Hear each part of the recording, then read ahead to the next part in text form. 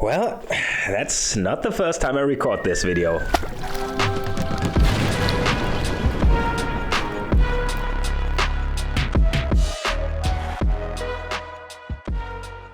Well, hello there, random person on the internet who probably thought I was dead unless you're on my Discord, in which case you might just think I'm lazy, but you read the title of the video. This is just gonna be all the videos that didn't see the light of day, mostly because of time concerns. One of these videos just crashed and burned in production. Also, there's gonna be a pretty insane announcement at the end of this video, so stay tuned for this. And, well, let's waste no time, let's get into the first video. So the first video was called Glass Cannoning into Mythic. Historic is actually so degenerate right now that, you know me, I play combo decks, and combo decks are actually so strong right now that you can just go Mythic with them actually pretty easily, especially in best of one, which I play for content reasons. So, well, you probably know this kind of deck. It's an Ultimatum Mastery deck. We use the early game to mill ourselves with Faithless Looting, Thrilling Discovery and Stitcher Supplier until we get an Emergent Ultimatum into the graveyard. Then we reanimate it with Mythic's Mastery or Scholar of the Lost Troves, which can be reanimated with Unburial Rites. And with that ultimatum we either get an Omniscience or Liliana ultimate, or just get an absurd amount of value. I know the deck plays Time Walk, which is banned right now, but it's not an integral part of the deck, so you can just switch it out for whatever. The deck basically scoops to graveyard hate and wins the game otherwise, so let's get into some games. Okay, let's go. As you can see here on the profile, only 2 wins left for Mythic, and you know how it is, that's probably easy, right? Pretty good starting hand here, although with this deck you pretty much just need a Faithless Looting and the rest will come as the game goes. Shock in a Blood Crypt and play Faithless Looting. Discard Unburial Rites and a Stitcher Supplier. Opponent shocks in a Hallowed Fountain. Redraw land, play Stitcher Supplier. Mill. Whoop, that's an Emergent Ultimatum, that's one part of the combo. Opponent brainstorms, they play a Fabled Passage, pass the turn, we swing in for 1, play a Thrilling Discovery, and yeah, just discard some lands here. Draw a bunch of stuff that we want in our graveyard, but Omniscience is pretty much dead at this point, we can only use it in our deck, so we can discard this for sure, and opponent gets an island and plays an Opt. They play a land and pass back, that's probably a counter, so let's swing in for 1. And we just Faithless Looting, we don't have a Scholar in the graveyard yet. They let it resolve, we draw another Ultimatum, so discard the Scholar and the Ultimatum. Play another Stitcher Supplier. Opponent opts. Supplier mills another Unburial Rites, that's pretty sweet. And opponent plays a land, passes back, sure, we swing for 2.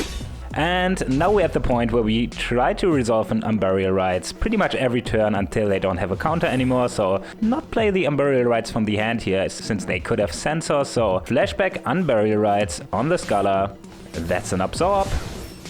Ooh, they actually cycle a Sensor, so good that we played around it. Fabled Passage gets a Plains, and Teferi maybe? Nope, just foretells a card. Well, you know what we're gonna do, swing for 2. Try to resolve Unburial Rites again? Nope, that's an Absorb. Okay, opponent back up to 18 and Alrund's Epiphany takes an extra turn. That's an Opt. And a Time Warp, which is banned now, I know. Swings for 2, extra turn. And there's the Teferi. Plus Teferi. Plays a land. And foretells another card, swings for 2, untaps 2 lands, and we draw another Unburial Rite, get the Scholar. Oh my god, and it resolved, so Scholar gets a Emergent Ultimatum. Emergent Ultimatum gets Scholar, Sublime Epiphany, and a Time Warp, which is banned, I know. Opponent in the tank here, they bottom the Time Warp, so Sublime Epiphany, draw a card, create a token, and bounce a permanent. Create a token of the Scholar, then another Scholar comes into play, get another Ultimatum. Ultimatum for Liliana, Plainwhite Celebration, and Mind's Desire, which has a storm count of 5 now. They let us pull off the Liliana ultimate here, which will probably win us the game. Liliana resolves. Plainwhite Celebration resolves. That's pretty sweet. Sublime Epiphany resolves, we get another Scholar token. Scholar gets Sublime Epiphany, draw, bounce, and copy. Scholar triggers, and plain white celebration again. Create 2 tokens and get 2 permanents back. Ultimate Liliana. And yeah, good luck opponent coming back from this. Maybe Disallow and a Wrath, but I don't think they play this. Up, they're in the tank. Yep, that's it. Totally fair game from our side. That's no problem here. Although the problem was probably the Time Warp. We should probably ban Time Warp, right? I'm gonna stop me right here. So I went into this whole rant about how Faithless Looting, Brainstorm, and Mythic's Mastery are even legal in Historic. I think they're a bit too consistent and a bit too powerful. Just my opinion. Also, why is Lightning Bolt banned, but Brainstorm is legal? That's, I guess Wizards has its reason for this. I'm just gonna skip the ranting and we go right into the hopefully last game, right? I mean, whenever you go Mythic, you just win the last games easily and you don't fall back to Diamond 4, right? That never happens. Oh boy, here we go. Last game, maybe, before we hit Mythic. Let's be optimistic here. We have a turn 1 Faithless Looting, so keep, and we're on the play again. That's actually pretty sweet.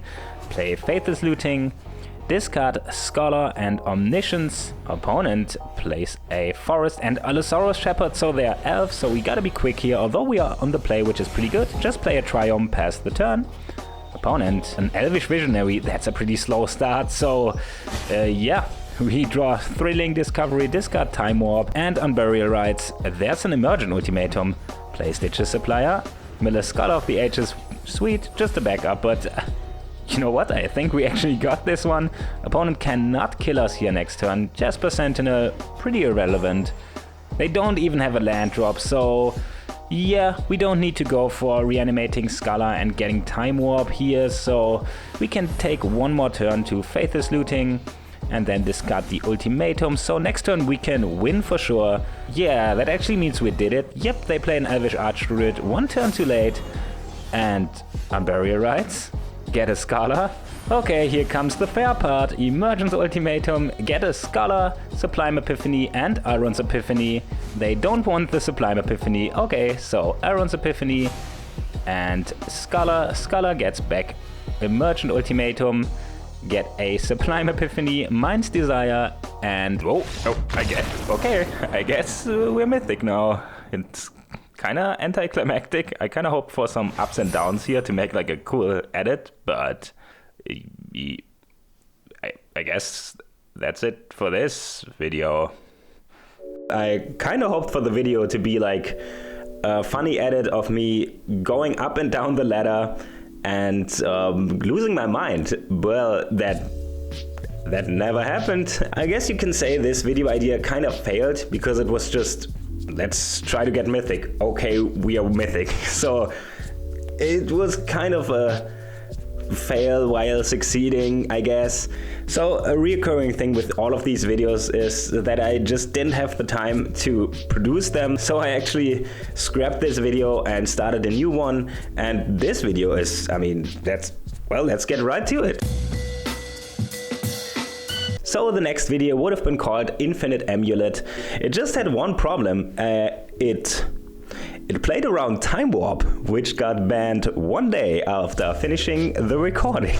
So, well, that kind of sucks. That means nobody will be able to play this deck ever again, but I still wanted to show you the footage and, well, let me explain the deck real quick. So the deck is centered around Primal Amulet, which makes instant and sorceries cost 1 less to cast, and we get a counter on it whenever we do so. Once it has 4 or more counters on it, it flips into Primal Wellspring, which copies spells that we cast with it.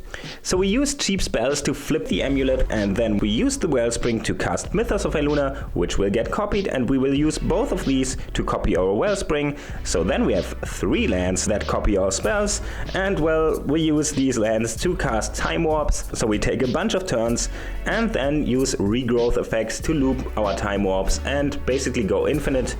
And well, at this point, the opponent scoops. If they don't, we can use Mythos of Eluna to copy their board or use Shark Typhoon. I mean, winning is not that hard if you have infinite turns.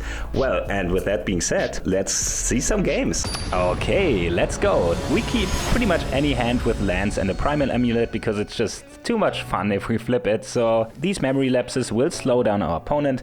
We are on the draw though. Opponent shocks a Blood Crypt, and yeah, Thoughtseize probably taking the Amulet pretty bad.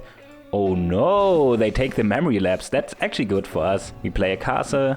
Opponent, another Thoughtseize, takes another memory lapse, which is weird. I would probably take the obvious combo piece of the deck here. Opponent, Sedgemoor Witch, so I guess some form of 4-color Pyromancer deck maybe. Redraw a land, pass the turn. Opponent swings in for 3 and Extus, sure. We draw a Fae of Wishes, play the Amulet. Opponent plays a land, swings for 7, and they do nothing. Okay. We draw a land, play the Fae of Wishes, wish for a Whelming Wave, which is a card that exists, and regrowth for memory lapse so we can counter something. Opponent just swings. We are down 2-3. Okay, and Village Rites sacks the Witch, but gets it back right away with Extus ability. That's sweet, I guess. Plays the Witch again. And plays a Dreadhorde Arcanist. We don't have to counter any of this. Draw an Explore. Bounce the boys. And explore. Transform the Amulet. So now we're in the business. Now we just need a payoff. Opponent, Sedgemoor Witch, not gonna counter this. Abundant Harvest, sure, they make a token. Get a Fatal Push, we don't care about this. We do care about Dreadhorde Arcanist since we don't want to get Thoughtseized again, so counter this. And get a land. Although if we, yeah, of course we draw a Brainstorm and now we don't have the Fabled Passage uncracked anymore, but sure, play the Brainstorm, see if we can get, ooh, yeah, that's a payoff. So tap Primal Wellspring to copy a spell, use Mythos of Iluna to copy the Wellspring twice, so we have 2 Wellsprings, Time Warp, so we take 3 turns in a row here at 1 life. Now we just gotta find a win from here. So, draw the Fabled Passage, play Fae of Wishes, scry with Castle Ventress, Growth Spiral to the top. Oops, they obviously Fatal Push our Fae of Wishes here, could have kind of played around this. Let's triple Growth Spiral, see what we draw. That's a land, play a land. Ooh, that regrowth's gonna be pretty good, so ooh, and that Time Warp is gonna be even better. Now we're infinite, take 2 extra turns, crack the Fabled Passage, and oh, Mythos of Iluna, not necessary, but let's just copy Wellspring 4 more times, just to be sure. Have 7 lands that copy spells, so, well, emotes to our opponent, because they can for sure scoop at any moment here. Get back the Fae of Wishes, copy it 2 times, get a Time Warp, and get back Regrowth so we can loop the whole process. And, well, that's, oh, never mind. Opponent sees what's coming and scoops him up, so GG. Oh, wow, what a game. Our opponent scooped here, which is pretty understandable. As mentioned, we could have won with Fae of Wishes or Mythos of Iluna, whatever. This deck is just pretty sweet, what can I say? I mean, a lot of people hate these extra turns decks, but I gotta be honest, I kind of love him, sorry. Let's be honest here, I'm not saying that Time Warp was okay in Historic. It's an inherently broken card and it's probably better to be banned, but not because of this deck. This deck was just super sweet, and well, it was actually so sweet that we're gonna see another game, so let's go. And another game with a pretty cool hand, and this time we're on the play, so play the Sanctum, pass the turn. Opponent, Island and Benthic Biomancer, so maybe Mono Blue or Merfolk. We Brainstorm. There's the Amulet, put some lands on the top, so we draw land, play a castle and pass the turn. Opponent swings in, double blue open, so maybe a counter. Nope, it's a Merfolk Trickster, we just pass the turn again. Pretty uneventful here in the early game. Merfolk Branchwalker, so definitely Merfolk. We draw another Amulet, play an Amulet and just cross our fingers to not die. Opponent collected company and finds Sun Lords. Okay, so we're down to 4, so I guess we try to win now. We draw a land, that's a good start. Time Warp. and regrowth, get back time warp, so we can repeat this again if we draw land here. We don't, so time warp again, and pass the turn. There's another regrowth, so again, regrowth. This time the amulet flips, and this means we can take 2 turns here, so double time warp. And, well, let's see if we can string together a win from here. Draw a temple, play the temple, Mythos to the top, play Balagate Recovery, copy it, get back the regrowth and the time warp. And we still have an additional turn, so let's time warp again, get 2 additional turns. And pass the turn again. Now we Mythos of Iluna on our Primal Wellspring, get 2 Wellsprings. Play a regrowth, copy it 3 times, so, oh, never mind. Opponent sees what's coming and, well, scoops him up again. Ooh, what a game, what a deck. Too bad no one will ever be able to play this again, because Time Warp is banned and there's no real substitute for this, so, well, at least we got this footage, so that's why I wanted to show you what the deck could have done. But let's be honest here, the deck obviously wasn't strong. Like, you could easily got run over by aggro or just controlled out of the game, but when it worked, it was pretty sweet. Too bad the video also never got finished in time, because, I mean, the card got banned and I just scrapped the whole video. Talking about scrapping a whole video, well, let's go to the next one.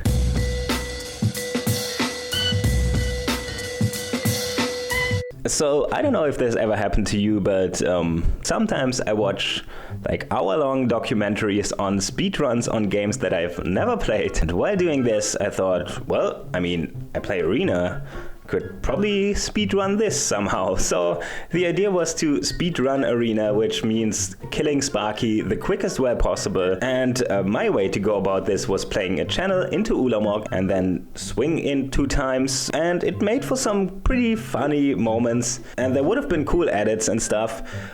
But the problem was, I kind of googled it midway in production, which I should have probably done way earlier. And turns out people have been doing it way easier. So the optimized way to beat Sparky as fast as possible is to play a Mist-Cloaked Herald, then a Colossus Hammer, and then use a Resolute Strike to equip it to get a 11/11 unblockable. That was pretty easy. And turns out a YouTuber of the name Dr. Wurstpeter already had a pretty optimized run. And when I saw this, I thought, well, that's it for this video. So this one didn't even have a thumbnail. It just crashed and burned mid-production. And the last video for today, I've played some Historic Brawl. The bad thing is, I played it when it was 60 cards. Can't really show you that footage, right? It's just super outdated now. So I played Tiny Bones and Rowan as my commanders. So the video was split up into 2 games with 2 commanders. I'm not gonna show you the whole games because this video is already long enough, but there were some sweet plays that we did. For example, we managed to pull off the Dark Ritual into Hypnotic Spectre, just the classic combo here. But also a classic is just getting it bolted. Another pretty cool play, not really spectacular but pretty clean, is we had the Rowan emblem, which lets us copy every instant and sorceries for 2 extra mana. So opponent plays an Ulamog, gets the cast trigger, but we have a Tail's End and copy it with the emblem, so we counter the cast trigger and the Ulamog itself. Not really spectacular, but a pretty cool interaction that you don't see every day. Probably only see stuff like this in Historic Brawl. Did I have to re-record that last section of the video just because I forgot to mention a couple of things? Maybe? So these were the videos that never saw the light of day. For most of them, I just recorded the gameplay footage and then realized that I don't have the time to produce the rest of the video. Well, in previous versions of this video, I used this segment to pretty much close down my channel, since there was no reasonable way to keep my job and produce content in the quality that I wanted to. It's pretty sad, but on the other hand, it's not gonna happen. Brewer's Kitchen is not gonna end, and that's because starting next month, I will be releasing fresh and spicy and regular content on a little known YouTube channel. Hey, maybe you've heard of them. It's MTG Goldfish. I know, it's really crazy. No, don't worry, the content is still gonna be the same. It's still gonna be janky brews, trashy animations, and over-edited gameplay. It's just gonna be on the Goldfish channel, which most of you are probably already subscribed to. And if you're not, well, you should probably change that. But just in case, when my first video goes live there, I will post a reminder on this channel so you don't miss it. I will also keep all my social media and my Discord, so follow me there if you want to stay up to date with my content. I will, however, close down my Patreon. Now, my Patreons already obviously knew about this in advance, and we are still gonna be on the Patreon section of the Discord and hang out and draft together. I just don't want to ask for money anymore, so shout out to them, and also shout out to everybody else who supported and followed me over this time. I know it's not really a spectacular way to end this chapter of Brewer's Kitchen, but I just really wanted to get this video done and start on producing new and fresh content. Talking about fresh content, I will rebrand my channel assets and editing style a bit.